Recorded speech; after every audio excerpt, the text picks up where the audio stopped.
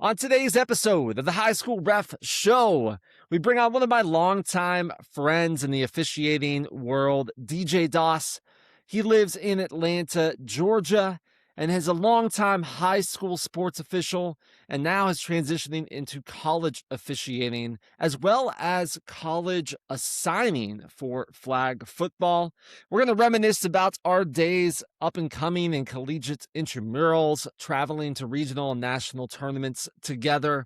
Talk about where flag football is at now in the high school, college, and officiating world, and talk about how high school sports and high school officiating is going in the state of Georgia. You're not going to want to miss this episode. And if you do find this episode valuable, please click that subscribe button. Would also love to hear any comments that you have by commenting down below. Without further ado, let's get to DJ.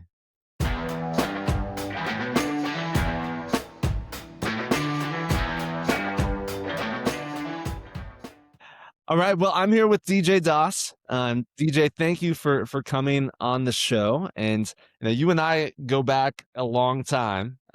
We both came up officiating in college and in intramurals, and then in extramurals, right, at tournaments for basketball and football.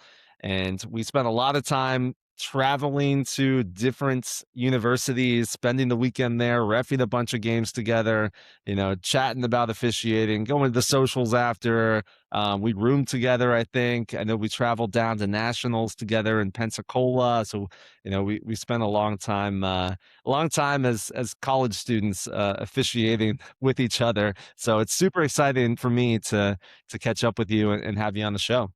Same here. Yeah, excited to chat about relive the glory days, I guess, if you will. Yeah, definitely talk about the intramural days, extramural days, and I mean even our careers. We're kind of parallel all the way up through our Yeah. professional careers post college days.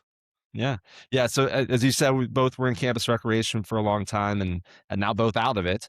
But so DJ, tell us, I know you've done 10 years now, I think, of high school officiating is what you were telling me, and in football, and then you've done some basketball.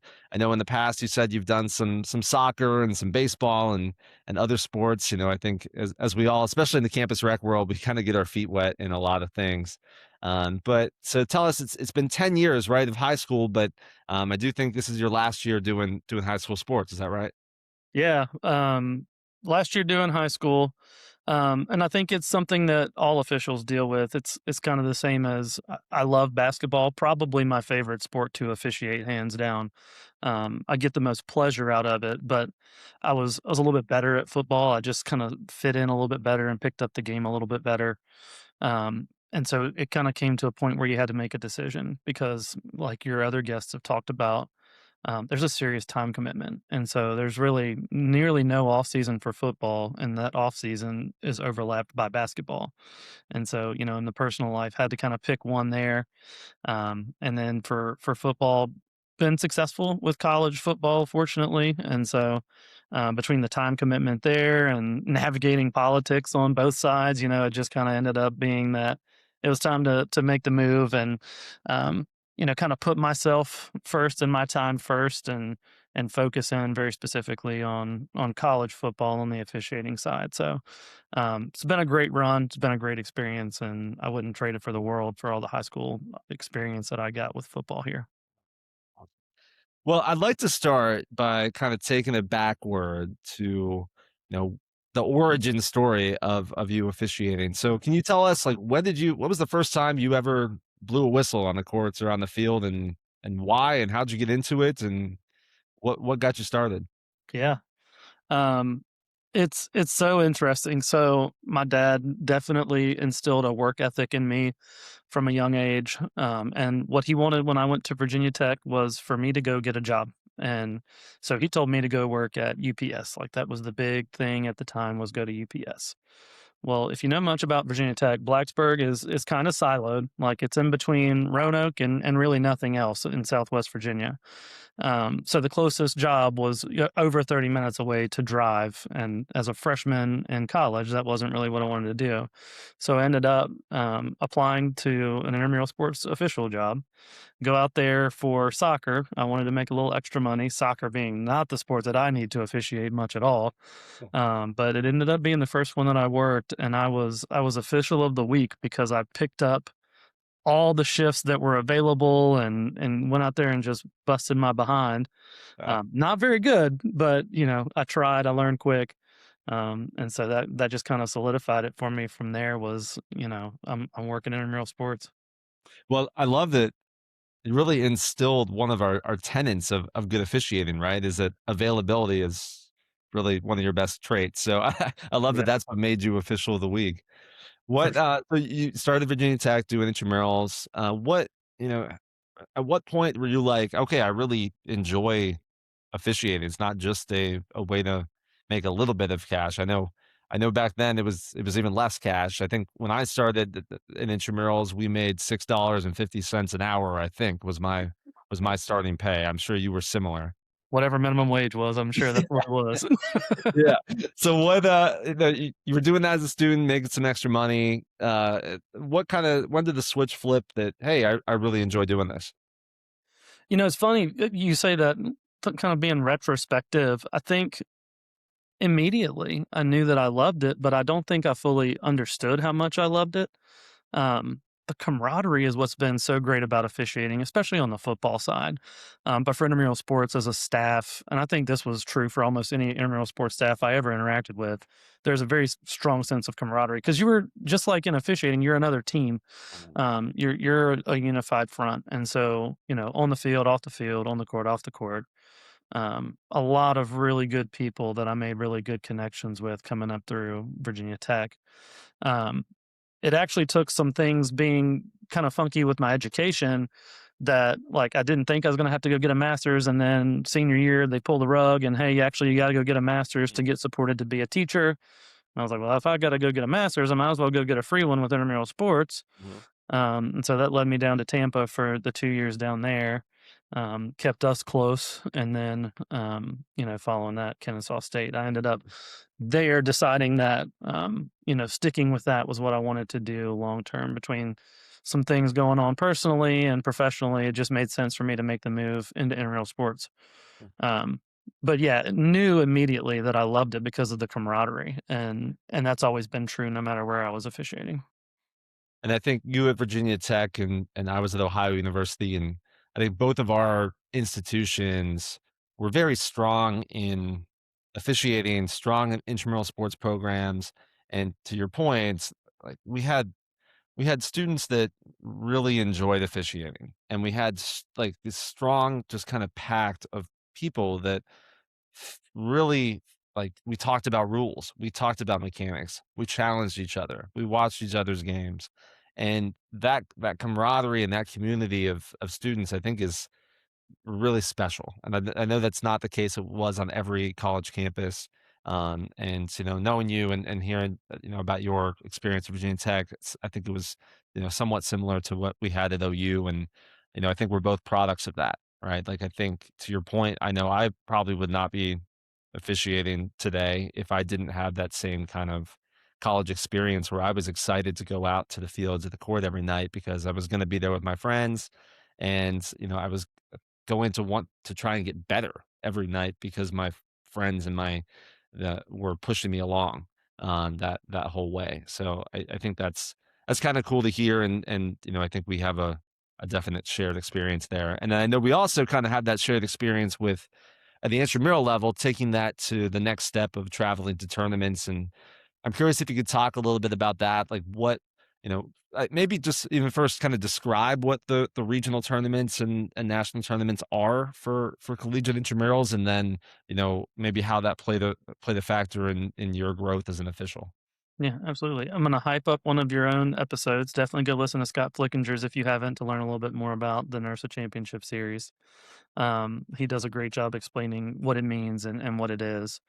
Um, As you were saying things there, it also made me think about the fact that you've gotta create a culture, and that culture has to be around, the camaraderie, but it also has to be around wanting to get better and to learn and to improve, and so, I still talk to, the person that was leading things at Ohio when you were there, Nick Brigatti. I talk to him constantly, even today, about things.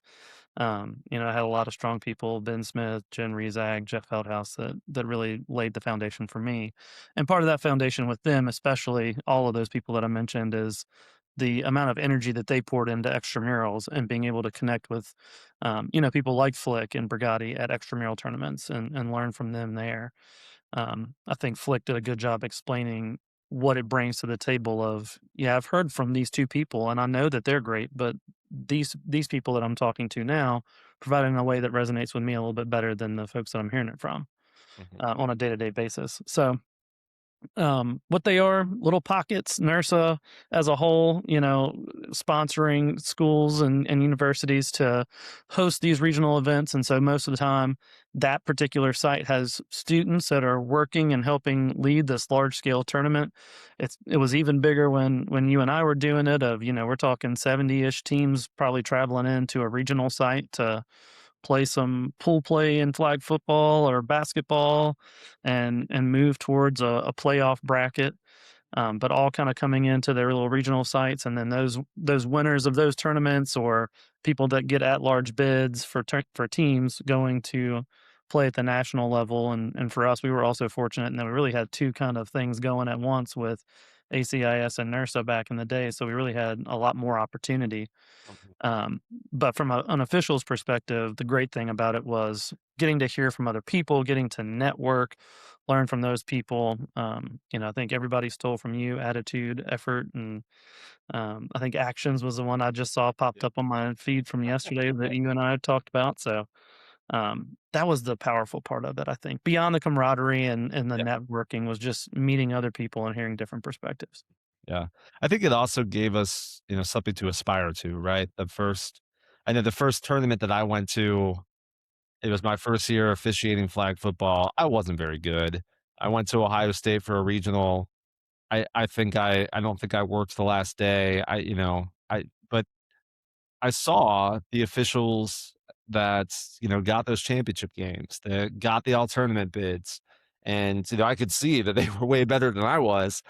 And it made me, my competitive nature. A lot of us, in the sports world, even as officials, have that little bit of competitive nature to us. It made me want to aspire to get better, to become that all tournament official, to get that bid to go to nationals, to go further. And so I think, that was cool from the officiating, realm that we had that, because I think a lot of times in the high school world, yes, we get assignments to go to playoffs or state championships and we have that competitive mindset, but it's a little different because we don't get nearly as much feedback as we did at those regional and national tournaments, where every game you have an evaluator coming out to give you feedback and tell you things to work on.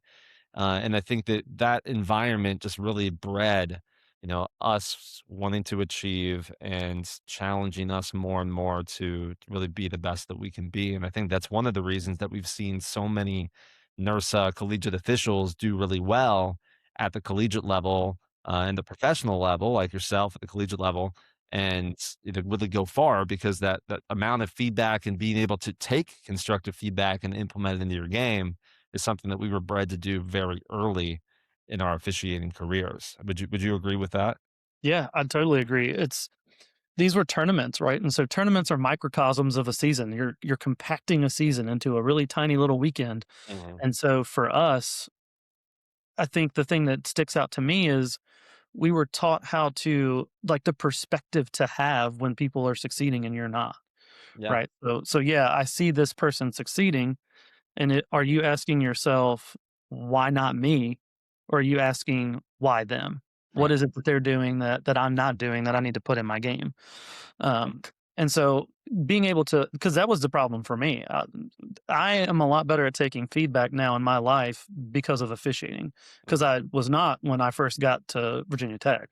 mm. And the people I mentioned, Ben Smith and Jen Rezak, would be glad to tell you that I was not good at it when I was younger.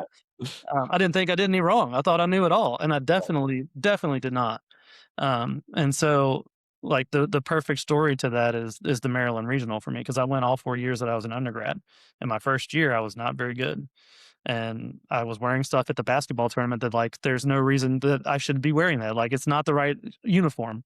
Mhm, Fast forward to the end of it, and I'm an all tournament official for both the basketball and flag football regionals in my senior year because I learned and grew from that tournament. mhm. But I think a lot of it is knowing how to take feedback, but also perspective of are you upset because somebody else got it and so now you're jealous and the envy is taking over? Or are you doing this in a way where you're learning and getting better and putting yourself in a position to to succeed? Yeah, you mentioned the attitude and effort, motto that I've used for a long time. It's actually the first time I've said it on the podcast. I've held back. Had to I've lay it up for you. a lot here, but, what you just said is exactly it, right? Like, there's so many things that we have absolutely no control over, and especially in the officiating world, and our assignments are that, right? And, all the only things we have control over is our attitude, and that goes into how we accept failure or how we accept disappointment, and, are we able to then go cheer on our friends that got those games? And then we also have control over our effort, and it's, "Okay, well, I now see where the bar is," and to your point, it's, "Okay, why didn't I get those games and what am I going to do?" And not only what am I going to do, but am I going to put in the effort to get to that bar? And, I think that's just, those who listening to the show, watching the show that have not heard the attitude and effort spiel from me before, you'll probably get this just about every other episode the rest of the way through. So there you go. There's the introduction. I appreciate you giving me the Glad to burst opportunity the to do dam. that. Yeah, I busted. Yeah, glad to do that. Uh, So I know yeah. we. Or go ahead. No, no, you're good. I was just gonna say, yeah. I mean, that's what we can control. That's what I've clung to, and you, like I said, you just learn so much from those tournaments. Um, being able to be reflective Mm, and have that perspective, I think, are two important things I took away. yeah. So we spent a lot of time at the tournaments, and then, as you mentioned earlier, we both, went into campus recreation for our career, and we're both in that for a long time, and leading intramural programs at different universities. And I'm curious, when you became a professional within campus recreation, and you're on the opposite side of the room teaching all of those officials, I'm curious, what were some of the things that you would tell your new officials or your student officials to kind of help them grow in their refereeing? Yeah, I think the first thing that I did, and shout out to Brooke Turner, who was at Kennesaw State before I was, put together such a strong program with such great infrastructure. And so running the leagues was easy when I got there.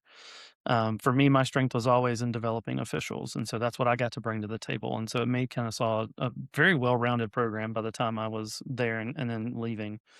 Um, my focus was kind of like we started with. My first order of business was create a strong culture where good students are hired. One of the things that was being done there before I got there, which was not the case when I was at South Florida and Virginia Tech, is really big schools. You didn't really do much of an interview process. We took warm bodies. We just needed as many people as we could get. Not so much the case at Kennesaw State. You would actually come in, sit down, talk to a hiring person. You talk to myself. You talk to our graduate assistant. Um, so that was the very first part of it. Is we're priming you for a job. Like this is truly not just your transferable skills that we're going to talk about. It's actually the day-to-day keeping up with your schedule, navigating your payroll, going through an interview process, attending your required meetings on a week-to-week basis. Those were things that we were doing every week. So right off the rip, that was something I thought was super impactful and has resonated in my life with officiating at all times. I'm better at a lot of things in my life. I already talked about feedback and receiving that. I'm Mhm, better at a lot of things because of officiating. So transferable skills that they're going to come along inherently, but being able to provide structure mhm, was one of the first things, structure and culture. yeah. So for your own officiating, when you got to that professional level, obviously now you have a full-time job. Unlike, when we were in college, I know we both, I think, did high school and such in college, but it was, we could control our class schedules and be able to have some flexibility in our time. But then you get into campus recreation, you have a full-time job, and I'm curious how have you managed your full-time work, and then your increasingly busy officiating schedule over the years, right? Doing high school and then transitioning and doing a bunch of college sports as well. What has that looked like? How have you managed to balance all of that? Yeah, it was definitely different at every level. Um, as a student, just the time management part of it, that wasn't so difficult, right? You're not held to a class, so, like, if you needed to slip out a little bit early on a class, that's fine as long as there wasn't a test. So it's really knowing what was important and then working your schedule with that. So, like you said, it was easy to work high school as a student. Grad assistant definitely encouraged when I was at South Florida, like, go get that experience, do that, take our students with you to get them that experience, make our program better. Yeah. At Kennesaw State, a little bit different of a culture. There was support of, like, yes, we recognize that it's going to help and you're going to provide some pathways for your students, but you've definitely got to hit these thresholds for hours. And if it's a programming day, so Monday, Tuesday, Wednesday, Thursday for most intramural programs, you're not working. I want you there at night on site, or at least available and ready to take a call. So gradually was able to pick that up. And then a lot of time to be able to decompress on Saturdays and Sundays because um, in Atlanta, and we're lucky in this, we have a lot of football daily. We have middle school tackle football that you can work from Monday through Saturday. And then we have, of course, your JVs and your or like your ninth grade games on sometimes Wednesday and Thursday, varsity Friday, and sometimes Saturday. So football every day of the week. So, was able to get some more games in that way, fortunately, but was a little bit stricter. Um, Now I'm outside of the field, so I got a manager that's pretty flexible, and it's more about if you're taking care of what you're supposed to be taking care of and you're hitting your numbers and you're communicative, then we'll work to make it all work for everybody. Yeah. I mean, it's so important to have that relationship. And one of the things I took from what you just said is having that relationship with your supervisor in that role so that they have an understanding of what your schedule looks like. But also, I think it was always important, I think for me, whether it was me and my supervisor or coordinators that would come in to work at NC State under me, and having that conversation up front, right? Like, hey, like I'm taking this role. um before we all commit to this, like, I want you to know that this is what my schedule looks like, and I want to make sure that we have an understanding, mutual understanding of what is okay and what is not okay when it comes to either leaving an hour early to get to a game, or what are those non-negotiables, what are those things I can't miss, and making sure that we have those conversations, because I think oftentimes we get in trouble where we don't have those conversations up front, and all of a sudden we get into basketball season for some even high school officials, and they're leaving early every Tuesday and Friday or whatever it is, and then all of a sudden, oh, we have a serious problem at work. We might, maybe they don't come back the next season because the supervisor finds out. For Uh, sure, so, for sure. okay, well, let's jump to some rapid fire I questions like here. it.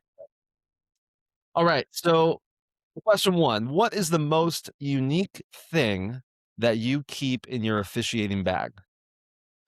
I thought a little bit about this one because Flick's dryer sheet answer was great, by the way.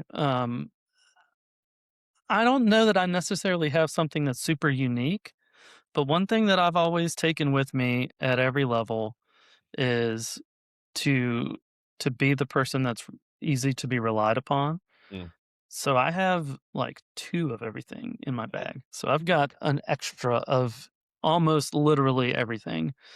Bring an extra radio. I've got a red beanie in my NCAA football officiating bag so that if my red hat doesn't have a hat, they've got a red hat to wear. So yeah. it's a little bit of everything to be prepared for the worst case scenario. Nice. Okay. Yeah, it's been interesting hearing different answers. Some people are a little more superstitious and have, some unique piece with that, and then others have a little more personal. And I think yours is a little more practical. So I like that. All right, number two. What is the coolest location that you've officiated at? Um,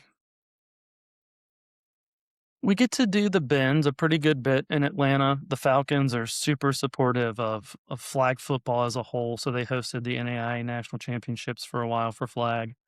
And So they're Mercedes-Benz Stadium, yeah, yep, right? Mercedes-Benz Stadium in Atlanta. But I think the coolest though probably would have to be Allegiant Stadium. So, next to brand new stadium in Las Vegas. First time the Pro Bowl is being held as a flag football game, and so I get to be out there with some other guys from intramural sports coming up. And so being out there on that field was really cool. Yeah, we're gonna come back to that here a little bit later. Uh, is there one call, good or bad, that sticks with you to this day? It's the last play, right? It's always the last one. We had a tough play in our semifinal game this past year. And so that's probably the one that sticks with me because that's the last game and that's what's top of mind. And it's one that I want to learn from and not make the same mistake again. But it wasn't a big mistake. It was just a good learning moment. The one that I think is probably the funniest that sticks with me is I was still doing high school in Tampa when I was down in South Florida. I was doing a JV game. I had a guard come down. He's probably about 5'5" on a good day. He's a fairly short guard. And this other team had this kid that was probably like 6'8", 6'9".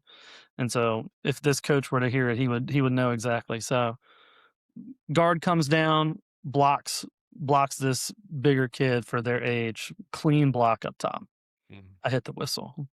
And it's not like football as we know, you can't pick it up. I've blown my whistle, you gotta stick with it. So I take it to the table, and as I'm getting to the table, I gotta go by this coach, and he's letting me have it.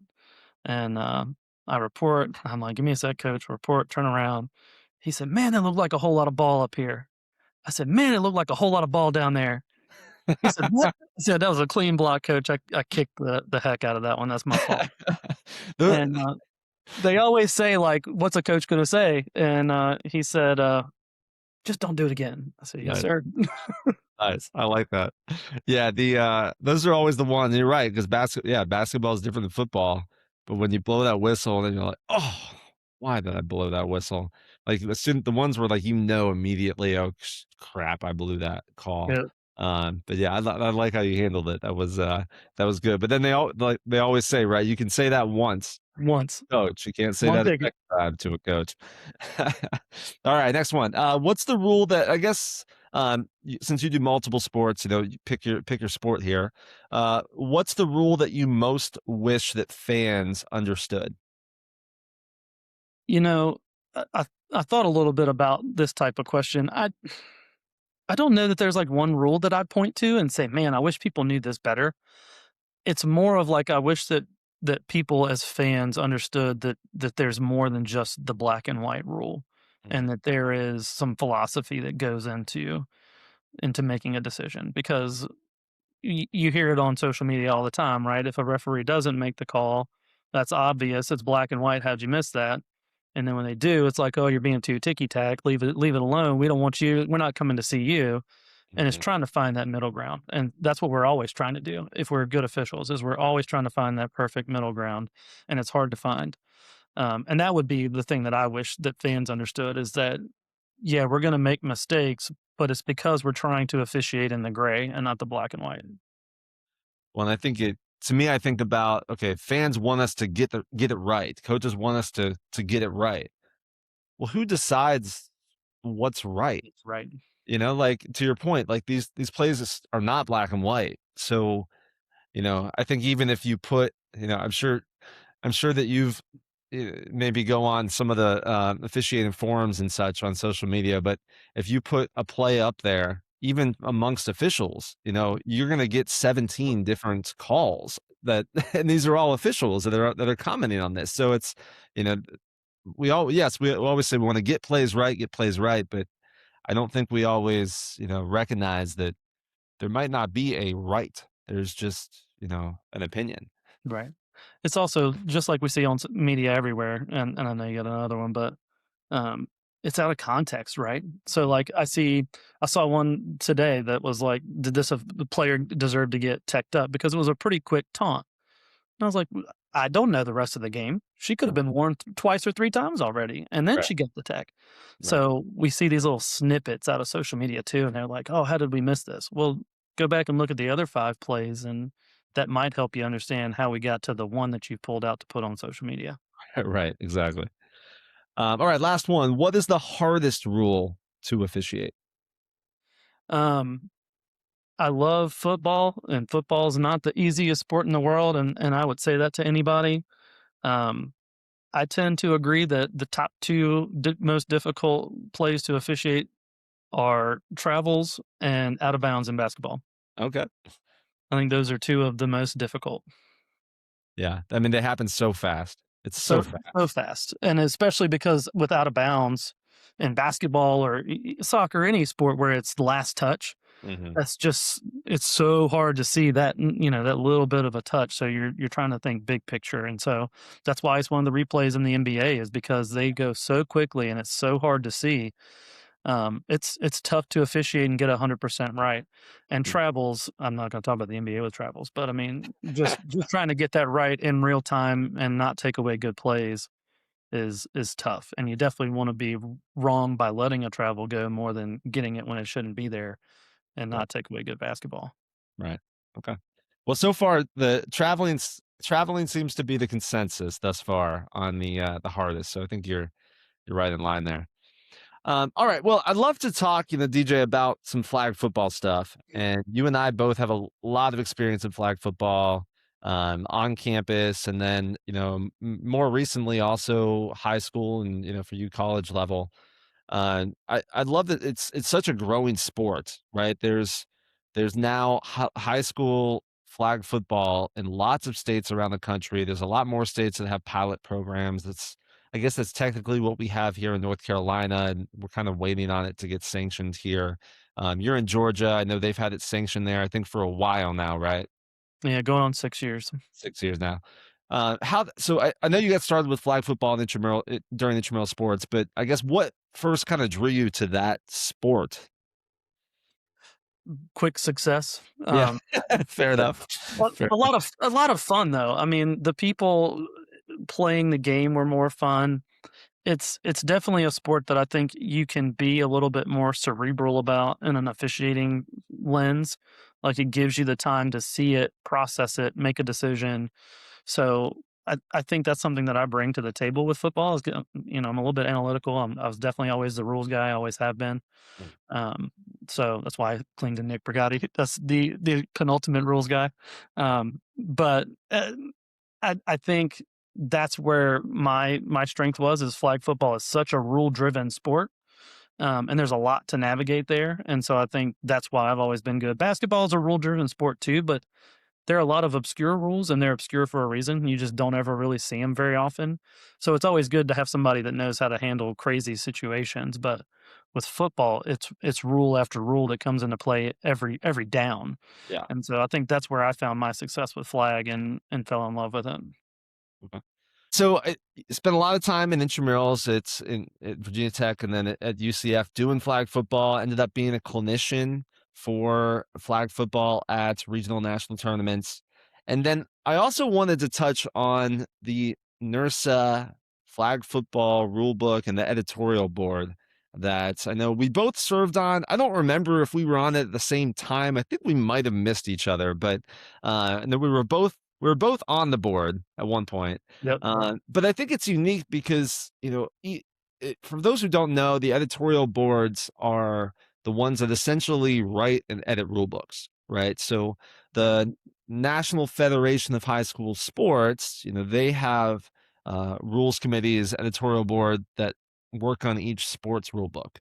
And the NERSA flag football book has been really the rule set for flag football for collegiate intramurals, as well as for a number of states doing high school football for decades now. And in our world, being in campus recreation and coming up and working these tournaments, we had the opportunity to serve on the rulebook committee. And then I think you ended up being one of the leaders of that committee as well. So I wonder if you can kind of talk about what that experience was like. Yeah, absolutely. Before I dive into that, I can't go past without giving you a hard time about saying UCF because my USF alums would give me a hard What time. did I say? I UCF? said UCF, and Oh, so I know my, it's USF. Oh God, my fiance will be happy you said UCF since that's where she's from, but I'm gonna stick with USF. Go Bulls! I there's too many understand. acronyms. There's too many Oh, acronyms down for there. sure. I went to UF, so I only had 2 letters to worry about. I That's didn't right. We just added 3 one for you. letters. I don't understand. Yeah. But no, the editorial board was such a cool experience to be able to see the inner workings. Like you said, you get the rule book as an official, and you're like, oh, these guys sometimes they don't know what they're doing, and then you get there and you're like, oh man, there's so much that goes into this. I think one of the things that was super eye opening for me was we had a coach on the editorial staff, and I'll shout out all the people on this podcast. Josh Saunders is one of the best flag football minds I've ever interacted with, and what he brought to the table for those discussions of why the rule makes sense or doesn't make sense from a player's perspective. It's like, man, I'm thinking about it, for us as professional staff, first things first, I'm thinking about it from a safety perspective, right? So there's always the argument about triple threats versus popper flags, and NERSA always leaned towards triple threats because it was safer. You're not going to get your fingers caught in a belt that doesn't give. But the popper flags are so much more popular with the players because they allow you to be more athletic and more dynamic. So it's this balancing act, and that's what Josh brought to the table for the editorial board, which was really cool for us. Um, Beyond that, it's a panel of people, right? So a lot of people have to get together and put their minds together and um, come to an agreement on things. It's almost like an act of Congress at times of like Yeah, we've got to get everybody aligned on wanting to move forward with this. I think the biggest thing when I was on there, to your point, I don't know that I think we may have overlapped for a year. maybe. Um, I was the mechanics manual editor, so a little bit more focused on that, but still had hands with the rules. I think the biggest thing we were talking about was the play clock. Mhm. But for us in particular, it was we've got to understand how the play clock affects the players and the pace of the game and the safety of the game and now the timing of the game and how long the game's going to take. And now, oh, let's add in this other piece of what do you do about the mechanics of it? Who's going to handle the play clock now that it's different? Especially if it's, if we're going to do the 40-second play clock, does it need to now sit with the back judge who doesn't have to run around and get pucks and set things? And there are just so many layers to deciding to make a change to a rule. So I'd hate to think about what it looks like for the NFL and all the things that they talk about because it's a big act of Congress for them too. Yeah. Yeah, it's as you mentioned, there's different stakeholders, and I think one of the unique things that I found serving on that committee was the conversation of trying to align the flag football book with the tackle football book, and, whether it should be aligned, and, there's obviously there's similarities between flag football and tackle football, but there's a lot of differences too. So when, the NFHS would make rules changes for their tackle football book, should we mirror those in flag or not? And are there reasons to or not? And then also, at a bigger picture, well, is the high school book mirroring what they do in college? Or is college mirroring high school, or is college mirroring the NFL? And it was just so interesting to me being a part of some of those discussions of, it really is a big picture like steering committee for the sport, right? And in flag football specifically, we're having a lot of those conversations right now because there's USA flag football, there's NERFA flag football, there's now a new NFHS high school flag football rule book, and they're all different, right? USA is very different from what we do in NERSA or NFHS. Yep. But USA, I think, is probably what's going to be at the Olympics, and is that's what you see when you officiated the game at the Pro Bowl, which we're going to get to. But so there's all these different rule sets out there. Players are playing a tournament one weekend in this rule set, the next weekend there's a different rule set because they're doing a different way at this, this location. And it's just, I would love if we could eventually get to a uniform rule set. I don't know if that will Mm. ever happen, but being on that editorial board definitely gave me a lot of just understanding and patience, honestly, for there are lots of stakeholders. There's so many things that go into how a rule gets changed, more so than just us as officials thinking, well, why don't they just do this? This seems so easy. Just make this change. Why haven't they done that already? There's Right. just so much more that goes into it than that. Yeah.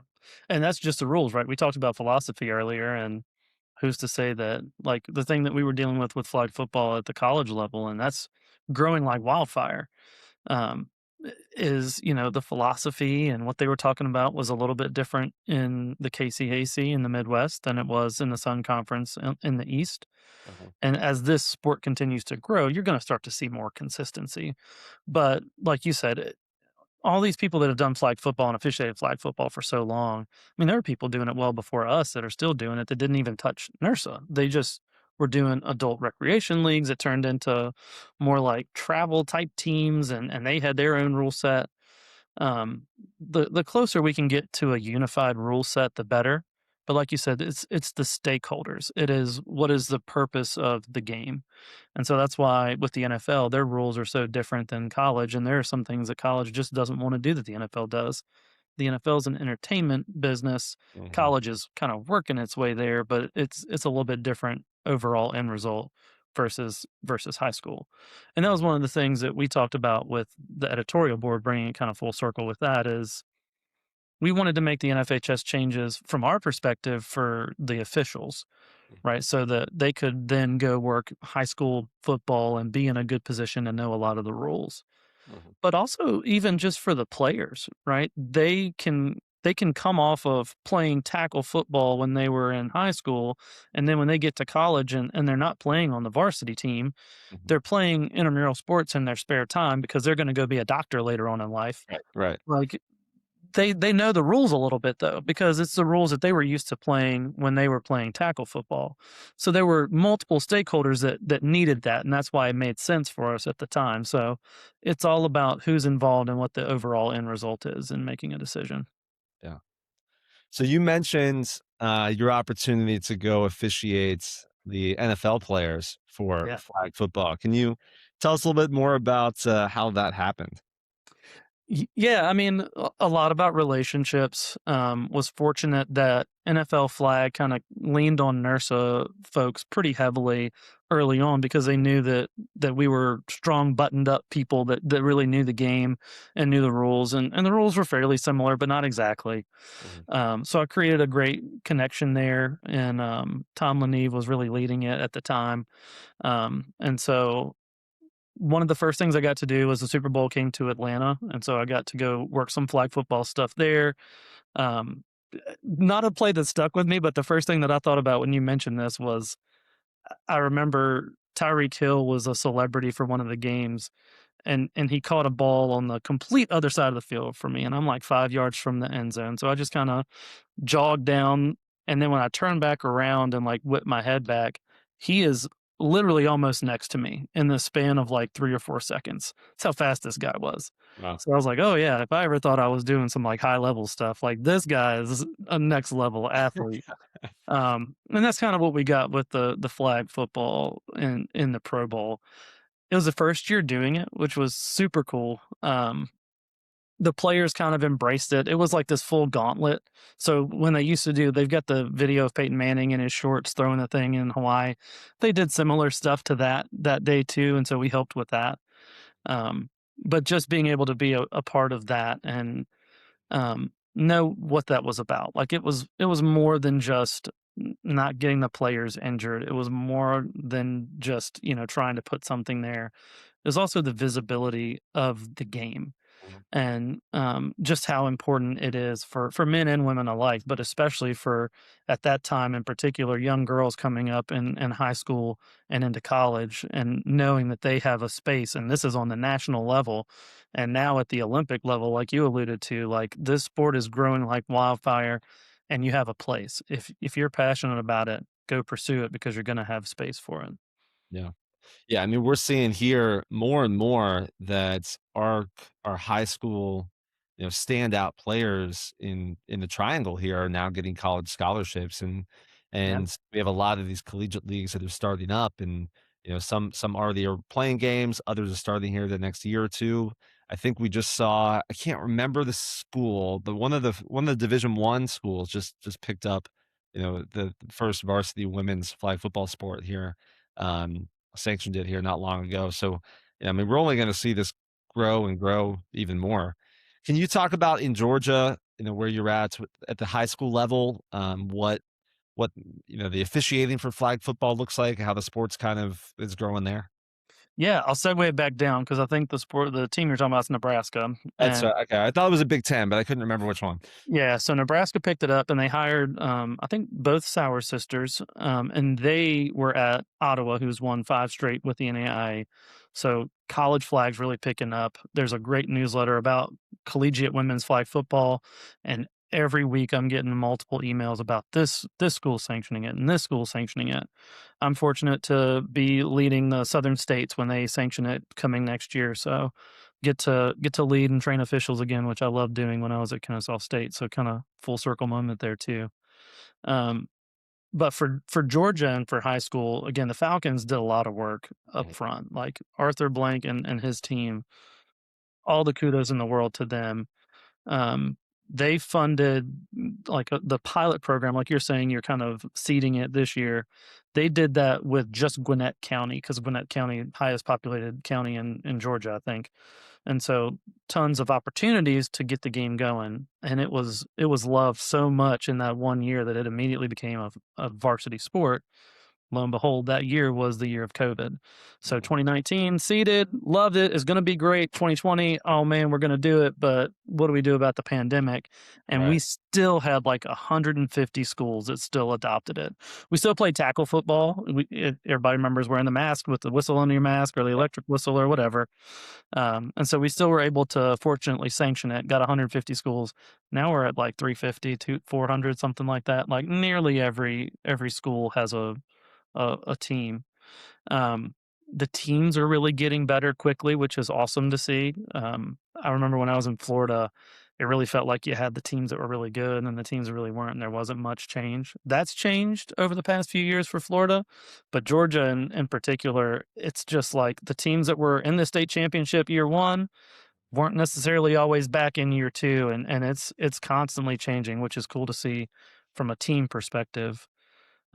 Officiating wise, I think we're still learning and getting better.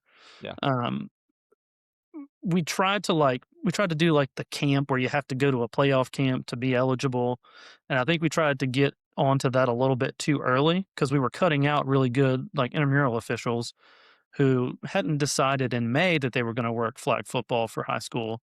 But then come like August and they're in school and they're going to go to Georgia Tech coming in from out of state. And so they love to work flag football. Well, now they don't get that opportunity because they didn't get to go to camp. So we Mhm. tried to jump the gun on that a little bit too quick, I think. But now we need something like that to Yeah. to really sharpen up our officiating and raise the floor, if you will, for officiating with flag. Well, I know here in North Carolina, one of the benefits of flag football is that the flag football games are generally played like Monday through Wednesday. And we don't have as much, like, our middle school football here is generally Wednesdays, sometimes Thursdays before the JV games. But we don't tend to have a lot of tackle football Monday, Tuesday, and really even the Wednesday. Mhm. So the flag football really takes the place of that for officials, right? So, it's nice for our tackle officials to then be able to get on the field more, especially our newer tackle officials, to get on the field more days a week and do some flag football earlier in the week and their tackle football later in the week. It sounds like in Georgia, you all have a much more spread out schedule of tackle football at least the middle school and youth levels. It sounds like. So I'm curious, how much crossover are you getting between tackle football officials and flag football? Is there a lot, or are they kind of two distinct groups? It's a lot still. It's a lot. We have the folks that are coming in that just had this intramural background or specifically like adult rec league. And so they know the game, they want to do it at a higher level and be involved or, they saw these young girls playing in rec league and want to see them as they continue to get better. But we time it up pretty well. So like our JV season will end at early October in Georgia. And so once you get past it, like I think it's like early to mid October. So once you get around that time, the Thursdays flip from JV games and ninth grade games to flag football games. And so Gotcha. flag tends to be Tuesday, Thursday, and this like multiple schools traveling to one site. So you usually got 3 games in a night. Mhm. Gotcha. Yeah, we're doing the same kind of triple headers at schools here. That seems to work well. I really like those, like that aspect of it too, because you end up having multiple teams, and it just you also then have multiple fan bases in the stadium at the same time too. So you end up with kind of a cool feel of a lot of people in the stadium. Yeah. Best bang for everybody's buck. Everybody gets to see a whole lot of flag football. Yeah, Officials are all in one site. 2 teams travel and knock out 2 games instead of 1, so it yeah, works out well for everybody. awesome. Well, I enjoyed talking to flag football. Let's jump into our last game here. So this is called Whistle or Play On. So again, I'm gonna give you a little prompt here of maybe a controversial-ish topic in officiating, and give us a whistle. So say whistle, or if you want to try and blow a whistle, you can, but just say whistle. And if if you think that's something that shouldn't be part of our repertoire, or play on if either you agree with it or didn't rise to the level of a foul call here. So the first one is giving feedback to a partner after the game. Definitely, that's a play on, but I think it's gotta be done the right way, Mhm. and I've seen it both ways, right? I've seen the person that comes in and the feedback is really just them griping at the person because they didn't think they did a good job, versus the feedback that we were talking about earlier, where it's like, I'm telling you these things to hopefully help you get better, and I want you to give me some feedback about how I can get better. So if it's that two-way mutual street with the right reasons, I'm definitely play on. But if it's just to vent and gripe, I've seen that too, and that's no fun for anybody. Yeah. Yeah. We were talking about earlier with the feedback level we got at tournaments. Again, that's one thing I wish we got more of at the high school level. I'm sure you probably get a little more in college, but we don't ever get that feedback after games. So it's to me, it's super important that we have that conversation. And yeah, and we're all just trying to get better at the end. Definitely get it in college. Would love to see. We're fortunate in that our high school association here in Atlanta, biggest, biggest or second biggest, kind of goes back and forth every year, and so we have some really good, really strong officials. And so on light nights, the training director before me, and then I did some training director work and really helped kind of push it forward a little bit further. We did some evaluators going out on site and actually evaluating and then going back and looking at film to say, yeah, what I thought I saw from the stands, this is what it looked like. Let's think about this. So we leaned into that a little bit in high school, but I know that we are the exception and not the norm, Mhm. and would love to see more of that at high school level because we definitely get it at college. Yeah, for sure. All right, number two, patting a coach on the back after a conversation. It is a foul that I'm sometimes guilty of. Yeah, Um, yeah, Man, with basketball, it's so easy because 'cause they're right there to just give yeah. them a little pat. Football, we're so much more extended, and I think football, the emotions and the contact is already there, so I try not to make any contact as much as I can help it. Um, but I think when it's done in the right way, right? If the coach engages with me, I'll engage him back. That's to me, that's fine. But it's all about perspective at the end of the day. All right, number three, asking the home athletic director for a hot dog after the game. Oh man, a hot dog. Um, Cheeseburger, whatever. really, Asking the really, for some kind of really, really anything. I'm going foul on that one. okay. I'm gonna go back to our attitude and effort and things we can control. That's a thing we can control. If you're worried about the food aspect, bring yourself a little snack. Um, I'm the person that I don't think I need to bother them for anything. If Mhm, they offer it, I'm glad to take it. Right. David Hudson was one of the most influential people in my career down here in Atlanta for high school officiating. meant a lot to me. And he always used to say, "Don't leave anything that they leave you because you want to make sure that they know that it's actually being used." Right. So it's appreciated and it's used and it's not going to waste by leaving it. Don't rob them, but Right. take something to make Right. sure that you're showing your appreciation for them making that effort. Um, I'll always do that, but I won't ask, even if it's water, even if it's as simple as water. I won't ask unless I really need it, Yeah. and if it's an expectation from a higher level. So I'm pretty sure for our college association, the expectation is that waters at the least are given. That's something we put in a game report, not go make a fuss about it with the AD. Yeah. All right. Number 4, carpooling to games together. Always depends on the crew, right? No, definitely play on. That's Okay. where the camaraderie comes in, and some of the best conversations are on those 4 or 5 hour drives back from Savannah to Atlanta or Columbia to Atlanta. And that's one of the things at the college level I think you get a little more chance to do, right? I mean, For in sure. high school, you get to playoffs if you're going out of region, you have a little bit longer car rides. Or I mean, around here you still might drive an hour, hour and 15 to a game, but yeah, I think at the college level that's probably a little more common. Same All here. right. We Okay. we would carpool in high school, but that's because in Atlanta you'll drive an hour to go 5 miles. So we'll get in the car together, so we got somebody to talk to for that hour in Sure. traffic. All right, last one. This is probably the most controversial one. Facial hair for officials. Oh yeah, I'm gonna go foul. I won't ever keep a beard on the field for anything. It's just been instilled in me coming up. And for me it was always again controlling what you can control. I can control that I'm clean shaven. And nobody is ever going to tell you that they have a problem with you being clean shaven and why don't you have a beard. But somebody will tell you why do you have a beard and you're not clean shaven. Yeah. So I've always in my off season I grow a beard, but once we get to football time, like you see right now, camp season's here and I'm clean shaven, so I don't leave any excuse for anybody to take me off of something. I'm a little disappointed we didn't do the interview like 2 weeks ago. We could have seen the little scruff on there. Could have seen a little scruff. All right.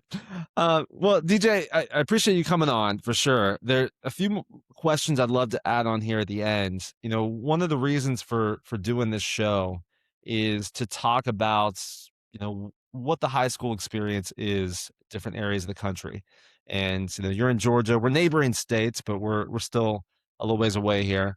I'm curious, what does the landscape look like in Georgia for high school officials? How are we doing on numbers, pay, any other challenges, concerns that you guys are seeing out there? Yeah, we're fortunate. GHSA supports its officials at the highest level. I think off of the most recent research that they did across the country, I think Georgia was in the top three for pay for their officials. Um, Football is king in Georgia. Georgia I would stack up to Texas of just how important it is. Like it's not at that level, but we're probably the closest thing behind it outside of maybe like Florida and California. So lots of super talented athletes. And because of that, it prompts a lot of investment into the infrastructure and officials are part of that. So, like I think South Carolina and North Carolina and even Virginia, a lot of 5-person crews, Mhm. we work 7, nearly every Friday. Um, Buford just rolled out this huge, like, college level stadium as a high school.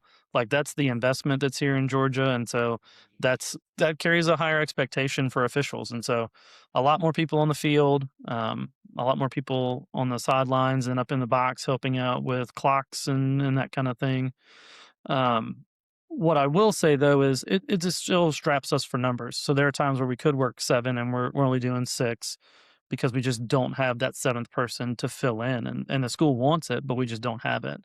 So, I would venture to guess that that's probably even true for places and pockets in North Carolina because there are great teams in North Carolina and great athletes there too. And I'm sure they'd love to see 7 on the field to have even more angles and more calls get made correctly. So, we're still strapped for people, it's just a different type of strapped. Yeah. Yeah, it's interesting. I didn't realize you all were doing 7 for everything. I know, yeah, we do 5 here in North Carolina. I think it's probably a challenge in some of our areas to get to 5. So yeah, I think it would be I'm curious, it would be interesting move if they could do 7 here, if we would have how that would do on numbers, 'cause I don't think we'd get there, but it is curious, like, I'm happy to hear that, the first words out of your mouth are GSA, sorry, GHSA. We could tell acronyms not my strong suit. And Uh, me either, it's okay. GHSA is, it really supports you, right, Yeah. as officials. I'm curious, so, is that when you say, like, they're supporting you, obviously, is that pay? Like, what are kind of the things that come to mind that make you say that? Yeah, I mean, probably a little bit slightly skewed too in that, football, again, it's king here. Basketball's great, baseball's great, but, they heavily invest in football. It's always a top priority for them, but, they show face a lot. They take our feedback a lot, so getting to sit on one of the boards here for our high school association as a training director, it also made me the second vice president. Mm. So I got to go to some off-season stuff where we would sit down with leadership from GHSA and talk about what their plans were, what's coming up, some rule changes that they already knew about from NFHS, talking about trainings and camps and getting a standard training across the state. They invest in people to do weekly training videos to send out to the whole state. So there's a lot of investment of just getting, again, raising the floor, like I was talking about for flag. We're gonna work towards that because I've seen GHSA do it for other sports. Yeah. So the support is the pay for sure, but also outside of that, just investing in us as officials to get better.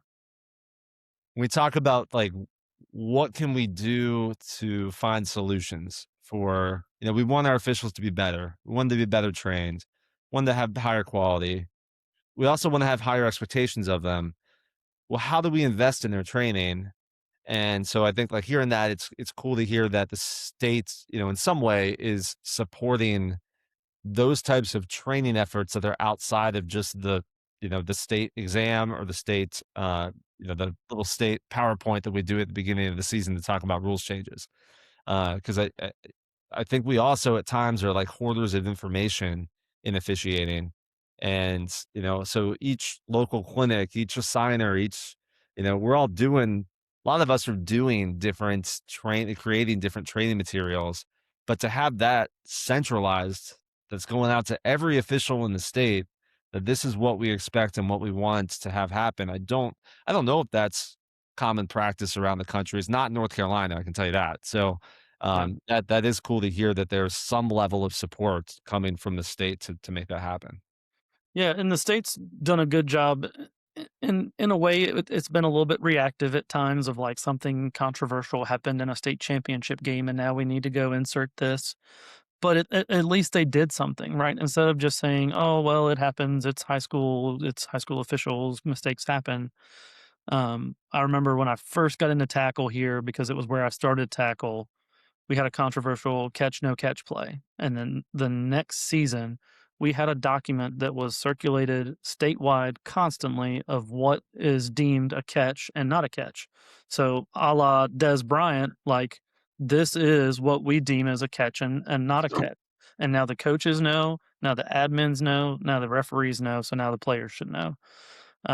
Same with 2 years ago, national news, unfortunate that we had an incorrect touchdown call that impacted a state championship game. The next year, we're rolling out replay, and we test replay in other games before we get there, and we make sure that replay is done in the correct way in our state championship games now. So I think it's Georgia's focus has been on do the best that they can for the student athlete, and they recognize that part of that is it's got to be good officials. Mhm. And so they've invested in that and made sure that they do things the right way. Well, it sounds like that catch, no catch, doctrine should be sent out to the NFL, college, announcers, commentary, like, because there's still lots of questions about that. It sounds like they solved it, so maybe we should, get that out a little more widespread. Well, I think they solved it in that it's pretty much the same thing as what college has now too, of Yeah. surviving the ground and all that. But Yeah. does anybody know what a catch is anymore? Right. Um, so I'm curious, DJ, if is there one thing, it sounds like there's a lot of positive going on in Georgia. Is there one thing tomorrow that, if you had the ability that you could fix or change within high school sports in Georgia? Hmm, it's a good question. Yeah, I hate to go back to like how fortunate we are. Like the first thing at Kennesaw State was if you verbally assault an official, it's a misdemeanor, could be a felony. Like Georgia as a whole takes their sports officiating pretty seriously and protects sports officials. So like so many things around that are taken care of. So if I were to go back and point at one thing, it is how we continue to raise the floor. Like, yeah, we're doing this. To your point, how do we support other states? One of the things that we're doing is Arthur Blank has some stake in like Montana, and Yep. so Montana and Georgia have worked pretty closely with their flag football to help raise their floor, if you will, for players and for officials.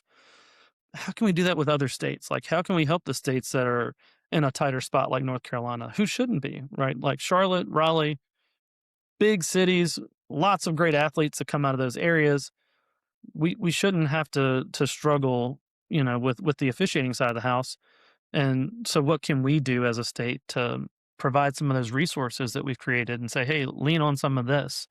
Yeah. Um, I think about the people that are like maybe like in Augusta in Georgia. Could they go and work in South Carolina and help out South Carolina and vice versa? Because we get so particular about, well, you can only be in this association in this state and Right. this association in this state. So we all need more people. But at the end of the day, raising the floor is gonna be more important and getting those people interested and getting them bought in and keeping them around. So, to me, like, how can we help other states, and how can we continue to raise the floor in every sport? Awesome. Well, so you've officiated for high school sports 10 plus years. Now you've been doing football, flag football longer than that.